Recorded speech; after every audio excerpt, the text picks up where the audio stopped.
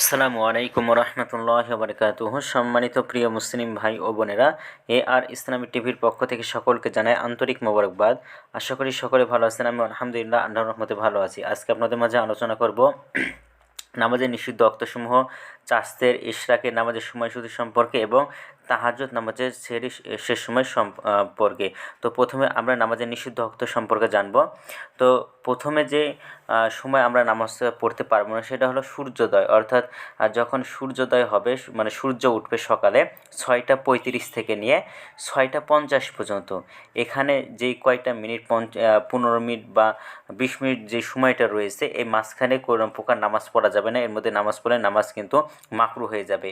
এরপরে দুপুরবেলাতে যখন 11টা 50 বাজবে, 11টা 50 থেকে নিয়ে 11টা 55 পর্যন্ত, মানে মাঝখানে যে 5টা মিনিট সময় থাকবে, এই 5টা সময়ের মধ্যে আপনি কোনো প্রকার নামাজ পড়তে পারবেন না। এরপরে সূর্যোদয়, অর্থাৎ যখন সূর্য অস্ত যাবে সকালবেলা, সন্ধ্যাবেলাতে যখন সূর্য ডুবে যেতে লাগবে, তখন হলো 5টা 15 থেকে নিয়ে 5টা 18 পর্যন্ত। এর মাঝখানে যতটুকু সময় থাকবে, যে 3 মিনিট সময়টা রয়েছে, এই 3 মিনিটের মধ্যে যদি কোনো প্রকার নামাজ পড়েন, তার নামাজ কিন্তু মাকরু হয়ে যাবে, হারাম হয়ে যাবে। এরপরে আমরা আলোচনা করব নফল নামাজের সময়সূচি সম্পর্কে, অর্থাৎ তাহাজ্জুদ এবং সেহরির শেষ সময় হলো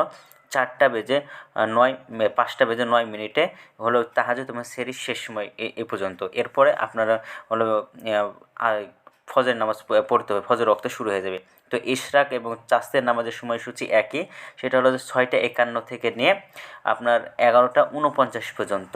এর মাঝখানে ইশরাক এবং চাস্তের নামাজ দুইটাই আপনারা কিন্তু আদায় করে নিতে পারবেন। মাঝখানে শুধু এই 2-3 ঘন্টা যে সময়টা রয়েছে সেই সময়ের মধ্যে পড়তে পারবেন। তো আজকের ভিডিওটা এই পর্যন্ত ছিল, আর এই সূত্রটা দিয়েছেন ইসলামিক ফাউন্ডেশন।